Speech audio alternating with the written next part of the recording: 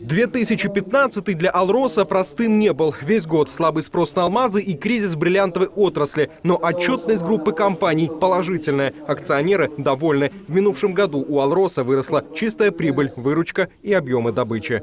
Мы видим сейчас в начале 2016 года, то есть по всем показателям, и по объемам реализации, и по объемам чистой прибыли финансовых показателей мы, в общем-то, удовлетворены теми результатами, которые мы сегодня видим благодаря той политике, которую мы проводим и проводили в 2015 году.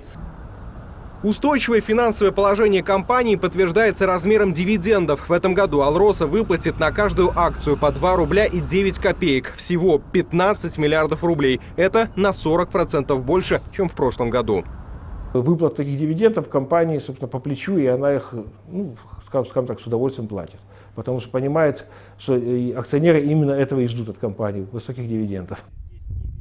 Развитие «Алроса» привлекает повышенный интерес международных инвесторов. Но, несмотря на это, государство сохранит контроль над компанией. Ведь «Алроса» остается бюджетообразующим предприятием для всей республики. По итогам года компания уплатила во все уровни бюджетов 39,5 миллиардов рублей. Мы считаем, что компания, находясь под контролем государства, работает эффективно.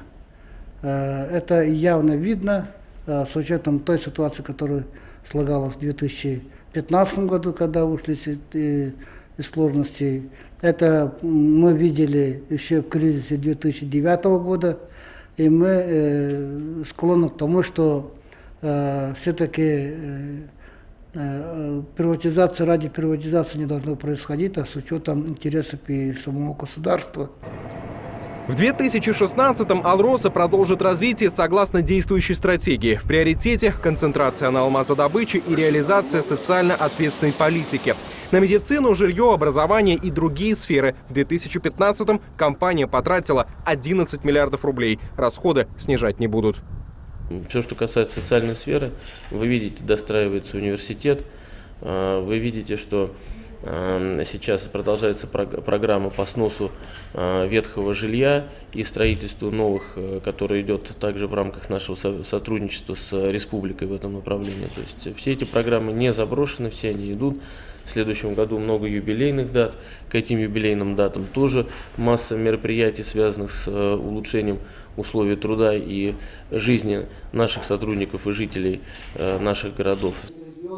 Всего на собрании акционеры рассмотрели 16 вопросов. Все они утверждены, задачи поставлены. Среди них и совершенствование системы корпоративного управления. В «Алроса» намерены повысить прозрачность управления, ответственность руководителей и контроль над финансово-хозяйственной деятельностью.